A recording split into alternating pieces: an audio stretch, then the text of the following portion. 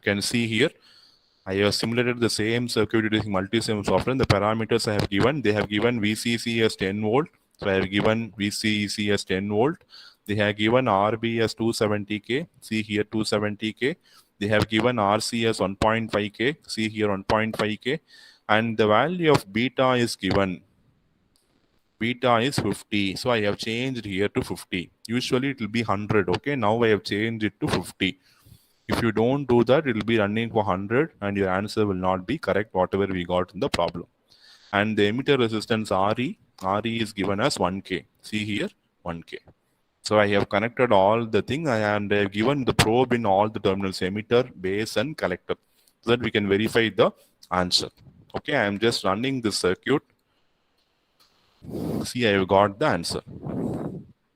I'll read the answer from the PDF, whatever we got, and we can cross check. First answer we got IB as 28.97 microamperes.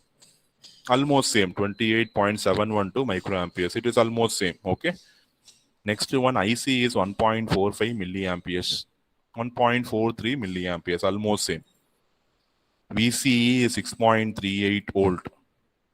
VCE means you have to subtract these two. You have to subtract these two. 7.8 minus 1.4. So you will get 6. Almost 6.3 you will get. Okay. VC 7.825.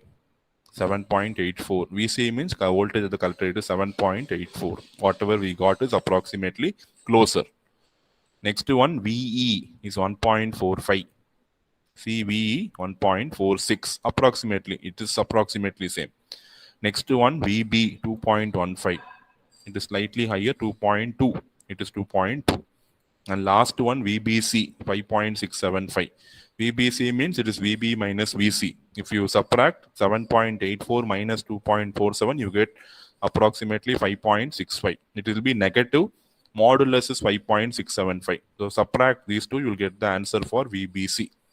So we have found that this circuit also we have simulated with the exact value of resistance and the biasing voltages, and we found that all the voltages and all the currents are going to be approximately same. I told you it will not be exactly same because the simulation will consider a lot of other parameters of your transistor, whereas we have ignored all the other parameters in the theoretical derivation.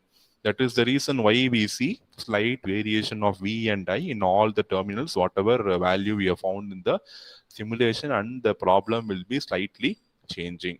That is the reason. You should not think that simulation will not yield the correct answer. Simulation will give the real feeling of the practically what voltage you can expect from the transistor. It will not be exactly giving whatever answer you get from the formulas. Any doubt in this emitter bias circuit? Things clear? Are you able to get a feel of how the circuit is going to work? That's why I'm running this parallelly, theory and practice, so that you will get a feel of how the circuit is working under real-time situation. Okay, I hope this is clear, right?